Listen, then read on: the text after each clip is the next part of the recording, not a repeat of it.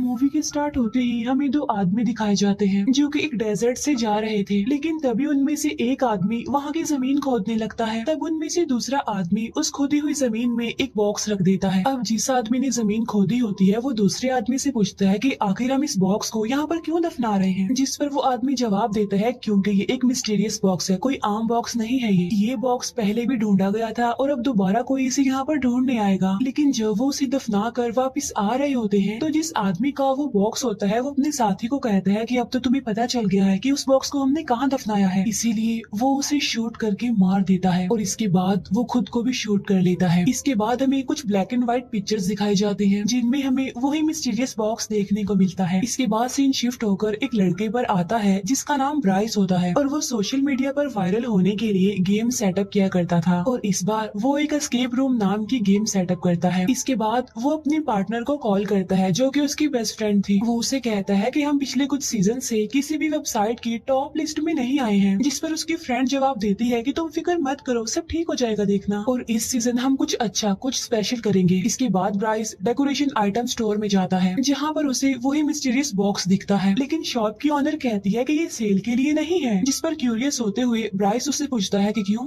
क्या है इसमें ऐसा, जिस पर वो लेडी उसे बताती है क्योंकि इसमें शैतान को कैद किया जाता है। तब ये सुनकर ब्राइस को एक आइडिया आता है कि मैं इस बॉक्स को अपने एस्केप रूम में रखूंगा। इसीलिए जब शॉप की ऑनर किसी काम के लिए जाती है तो पीछे से ब्राइस चुपके से उस बॉक्स को लेकर और कुछ पैसे वहाँ पर छोड़कर वहाँ से चला जाता है। इसके बाद हमें एक कपल दिखाया जाता है जो कि दोनों ब्राइस के फ्रेंड होते हैं और ये दोनों ब्राइस के एस्केप रूम में जाने वाले थे। इसके बाद हमें एक और कपल दिखाया जाता है और ये दोनों भी ब्राइस के फ्रेंड थे और इनमें लड़की का नाम जेस था और तभी उसके पास उसके दूसरे फ्रेंड की कॉल आती है जो उससे पूछता है कि तुम कितनी देर तक निकलोगे, जिस पर वो कहता है कि थोड़ी देर में। इसके बाद वो सारे लोग ब्राइस की लोकेशन पर चले जाते हैं जहाँ पर ब्राइस उन सबको वेलकम कहता है। तभी ब्राइस की फ्रेंड इस गेम के किलर के पास जाती है और उससे कहती है कि सब लोग आ गए हैं तो तुम जल्दी से रूम में जाकर छुप जाओ। इसके बाद ब्राइस सबको गेम के रूल बताता है कि तुम एक रूम में लॉक्ड हो जाओगे और तुम्हें उस रूम में कुछ क्लू ढूंढने हैं जिनकी मदद से तुम दरवाजा खोलोगे और वहाँ से एस्केप करोगे। लेकिन हाँ, एस्केप करने के लिए तुम्हारे पास सिर्फ 55 मिनट होंगे और वो रूम पूरी तरह पजल से क्लू से भरा हुआ है और तुमने उन पजल्स को सॉल्व करना है तभी तुम बाहर आ सकोगे। और चाहे तुम जितना मर्जी चिल्लाओगे उस रूम में लेकिन आवाज बाहर नहीं आएगी। वो ये भी बताता है कि उस रूम में मोबाइल फोन्स नहीं है और वहाँ पर नेटवर्क भी नहीं आते। ब्राइस अब उनके फेस को एक कपड़े से कवर कर देता है और चुपके से वहाँ से चला जाता है। अब वो सारे लोग जैसे ही रूम में एंटर करते हैं तो डोर अपने आप से ही लॉक्ड हो जाता है। दूसरी तरफ ब्राइस कैमरा के जरिए उन सबको देख रहा था। उन लोगों को उस रूम में एक टेप रिकॉर्डर मिलता है जिसमें एक आदमी बोल रहा होता है। वो कह रहा होता है कि जब तुम मेरी रिकॉर्डिंग सुनोगे तब तक मैं मर चुका हूँगा, लेकिन मैं तुम्हें कुछ इंस्ट्रक्शंस देना चाहता हूँ। और मेरा एक बेटा है जो इंसान नहीं बल्कि शैतान है और उसने अपनी मदर को भी मार दिया और उसके अलावा बहुत सारे लोगों को उसने मार दिया और मैंने उसे इसी रूम में चेन से बांधा हुआ है और ये कमरा उसी का था जहाँ पर वो मर्डर किया करता था। और चाहे जो भी हो जाए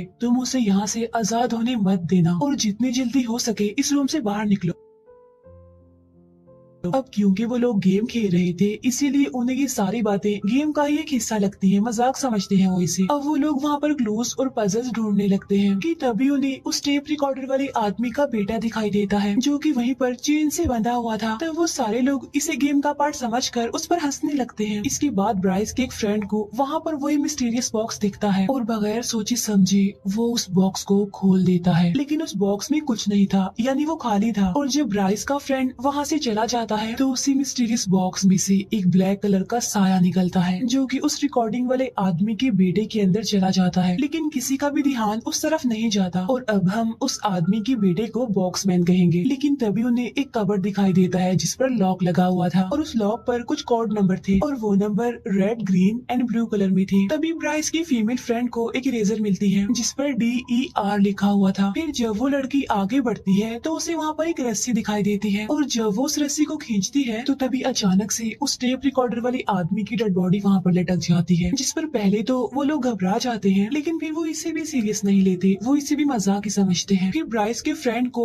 कप के नीचे से 2 कॉइन मिलते हैं जिन्हें वो क्लू समझकर अपने पास रख लेता है। उधर दूसरी तरफ ब्राइस के ऑफिस के सिग्नल्स अचानक से चले जाते हैं जिससे उसे समझ नहीं आती कि आखिर ऐसा क्यों हो गया। बॉक्समैन जो कि चेन से बंधा हुआ था वो अपनी जगह से थोड़ा सा आगे आ गया था, जिस पर उन्हें अब थोड़ा थोड़ा शक होने लगा था, जिस पर वो समझते हैं कि कि शायद बॉक्समैन की चेन 5 मिनट के बाद थोड़ा थोड़ा खुलती रहती है ताकि वो आहिस्ता आहिस्ता करके आगे आ सके। अब ब्राइस की फ्रेंड को बुक शेल्फ में से 5 रेड, 3 ग्रीन और 4 ब्लू कलर की बुक्स दिखती हैं, जिससे वो समझ जाता है कि वो लॉक जो कबर्ड से लगा हुआ है वो इन्हीं 3 कोड्स के कॉम्बिनेशन से खुल जाएगा, यानी 5, 3 एंड 4। और जब वो इसे अप्लाई करते हैं तो होता भी ऐसे ही है। वो नंबर एंटर करने पर कबर्ड का एक दरवाजा खुल जाता है, जिसमें से उन लोगों को एक चाबी मिलती है और वो चाबी वहीं पर रखे हुए एक सूटकेस की थी। और अब वो उस चाबी की मदद से उस सूटकेस को भी खोलने में कामयाब हो जाते हैं, जिसमें से उन्हें एक सीजर मिलती है। और अब उनके पास सिर्फ 37 मिनट्स रह गए थे। फिर ब्राइस का मेल फ्रेंड उस कैंची को लेकर बॉक्समैन के पास जाता है, जहाँ पर उसे एक कार्डबोर्ड बॉक्स मिलता है और तब वो उस कैंची से उस बॉक्स को काट देता है, जिसमें से उसे एक ड्रॉ का हैंडल मिलता है, जिसे वो अपने दूसरे मेल फ्रेंड को दे देता है। लेकिन तभी बॉक्समैन उस कैंची को लेकर ब्राइस के फ्रेंड को मार देता है और बार बार वो उसे उस कैंची से स्टैब करता है, जिसकी वजह से ब्राइस का फ्रेंड वहीं पर मर जाता है। अब ये सब देखकर उसके फ्रेंड्स काफी डर जाते हैं, इसीलिए वो दरवाजे को पीटते हुए चिल्लाने लगते हैं, लेकिन उनकी आवाज कोई नहीं सुन पाता। इसके बाद हमें ब्राइस दिखाया जाता है जो कि टेरिस पर खड़ा हुआ था। तभी उसके पास उसकी पार्टनर आती है जो उससे पूछती है कि तुम यहाँ पर क्यों खड़े हुए हो, जिस पर ब्राइस कहता है कि मैं परेशान हूँ क्योंकि मेरे कैमरे के सिग्नल्स चले गए हैं, जिस पर उसकी पार्टनर उसे कहती है कि तुम्हें गेम को बंद कर देना चाहिए। लेकिन ब्राइस ऐसा करने से इनकार कर देता है क्योंकि अगर वो ऐसा करेगा तो उनका गेम खराब हो जाएगा, जिसकी वजह से पब्लिक उनके एस्केप रूम को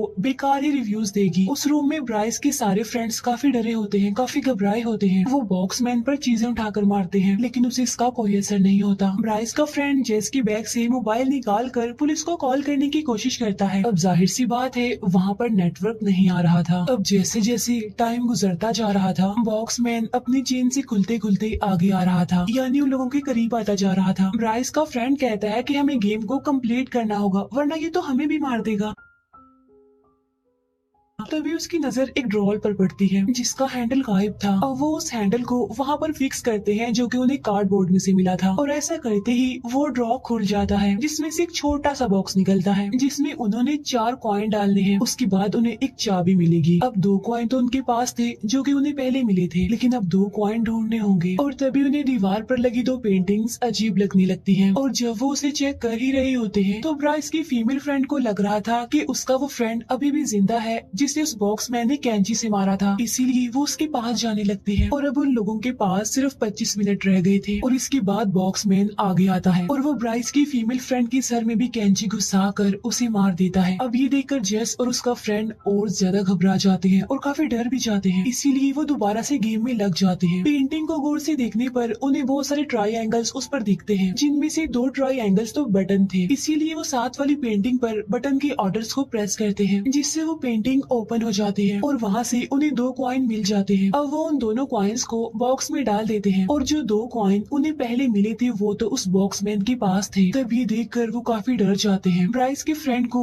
वहाँ पर एक स्मोक अलार्म दिखता है जो कि बिल्कुल बॉक्समैन के ऊपर लगा हुआ था, इसीलिए वो जेस को समझाता है कि मेरे पास एक लाइटर है, मैं बॉक्समैन के पीछे जाऊंगा, उसे डिस्ट्रैक्ट करूंगा, तब तक तुम लाइटर को स्मोक अलार्म के पास ले जाकर जला देना। तब जेस का फ्रेंड ऐसा ही करता है, वो बॉक्समैन के पीछे जाकर उसकी चेन पकड़ लेता है और जेस उस लाइटर को स्मोक अलार्म के पास ले जाकर जलाती है, लेकिन इससे कुछ भी नहीं होता। फिर वो दोनों किसी तरह बचकर बॉक्समैन से दूर आ जाते हैं। टाइम गुजरता जा रहा था, उनके पास सिर्फ 19 मिनट रह गए थे। उधर ब्राइस की पार्टनर उसे समझा रही होती है कि अगर उन लोगों को उस रूम में कुछ हो गया तो हम बहुत बुरा फंसेगी देखना, इसीलिए तुम्हें किसी भी तरह करके इस गेम को खत्म करना होगा। लेकिन ब्राइस अब भी इस बात के लिए एग्री नहीं हो रहा था और अब वो सिग्नल जाने से पहले की वीडियो देखने लगता है कि आखिरी सिग्नल जाने की वजह क्या है, जिससे उसे पता चलता है कि सिग्नल्स तब गए थे जब उस मिस्टीरियस बॉक्स को खोला गया था, जिसके बाद उनकी गेम का किलर अजीब तरीके से कैमरा को देख रहा होता है और तो और उसने कैमरा का वायर निकाल दिया और यही वजह बनी कि सिग्नल्स चले गए। तब ये देखकर ब्राइस समझ जाता है कि सब कुछ उस बॉक्स के खुलने के बाद ही हुआ। अब क्योंकि जेस और उसके फ्रेंड के पास बचने का कोई चांस नहीं होता तो जेस का फ्रेंड उससे कहता है कि मैं जाऊंगा बॉक्समैन के पास उसे वो कॉइन्स लेने, लेकिन जेस उसे ऐसा करने से मना कर देती है, जिस पर उसका फ्रेंड उसे कहता है कि देखना मैं जरूर ले आऊंगा वो कॉइन्स। इसके बाद जेस का फ्रेंड बॉक्समैन के पास जाता है जहाँ पर उसे कांच का टुकड़ा दिखाई देता है और तभी जेस बॉक्समैन की तरफ एक सूटकेस फेंक कर मारती है। तो मौके का फायदा उठाकर जेस का फ्रेंड उस कांच के टुकड़े को बॉक्समैन की आंख में घुसा देता है। अब इतनी खतरनाक हमले के बाद भी बॉक्समैन को कुछ नहीं होता, उल्टा वो उसी कांच के टुकड़े से जेस के फ्रेंड पर अटैक करता है, जिससे जेस का फ्रेंड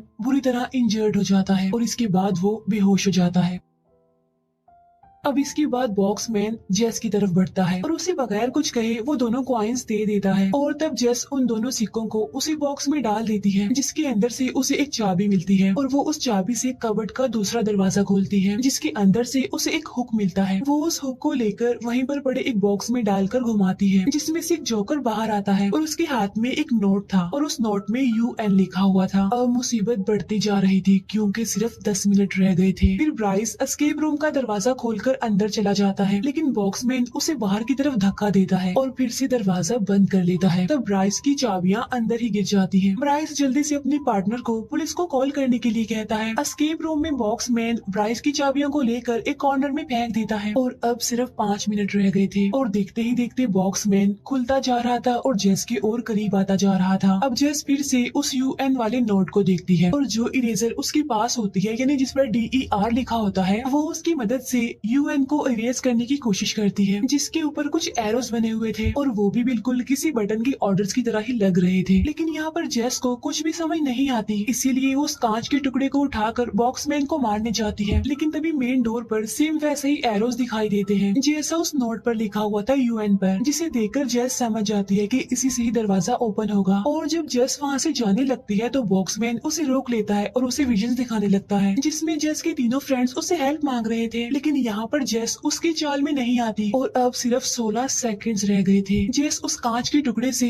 बॉक्समैन पर स्टैब करती है और वो मेन डोर पर बने एरोस को उन्हीं एरोस के ऑर्डर से प्रेस करती है, जिसकी वजह से वो डोर ओपन हो जाता है और जेस टाइम से पहले ही वहाँ से बाहर आ जाती है। और तब बॉक्समैन जेस के लिए क्लैपिंग करने लगता है, शायद इसलिए कि वो इस गेम की सर्वाइवर थी। इसके बाद जेस वहाँ से भाग जाती है। इतनी ही देर में वहाँ पर पुलिस भी आ जाती है, जो कि एस्केप रूम में जाती है, जहाँ पर बॉक्समैन पुलिस पर भी अटैक करने ही वाला होता है कि तभी पुलिस उसे ही शूट कर देती है और यहाँ पर बॉक्समैन का खेल खत्म हो जाता है। उसके मरते ही वो काला साया उसके अंदर से निकल जाता है। इसके बाद जेस एक एम्बुलेंस के पास खड़ी हुई थी क्योंकि उसके फ्रेंड को हॉस्पिटल लेकर जाया जा रहा था, वो इंजर्ड था काफी। और वहीं पर ब्राइस भी खड़ा हुआ था, जो जेस को देखकर क्रीपी सी स्माइल पास कर रहा था। ऐसा लग रहा था कि वो काला साया अब उसके अंदर आ गया हो। तब ब्राइस अजीब तरह से रिएक्ट करते हुए वहाँ से दूर चला जाता है। इसके बाद ब्राइस की पार्टनर उस बॉक्स को उसी शॉप पर लेकर जाती है उसे वापस करने के लिए, और वो शॉप की ओनर को बताती है कि मैं ब्राइस के साथ रहती थी, लेकिन अचानक से वो एक दिन गायब हो गया। जिस पर शॉप की ओनर कहती है कि मैंने उस दिन उसे समझाने की कोशिश भी की थी कि ये एक खतरनाक और मिस्टीरियस बॉक्स है, लेकिन उसने मेरी बात का यकीन नहीं किया और वो इसे कोई टॉय समझकर ले गया। तब शॉप की ओनर ब्राइस की पार्टनर से पूछती है कि क्या तुमने इस बॉक्स को देखा था खुलते हुए, जिस पर ब्राइस की फ्रेंड कहती है कि हाँ देखा था, जिस पर वो शॉप की ओनर कहती है कि ओहो अब वो शैतान तुम्हारे लिए वापस आएगा। तब ये सुनकर ब्राइस की फ्रेंड काफी डर जाती है और उसके परेशान होने के साथ ही ये मूवी यहीं पर एंड हो जाती है।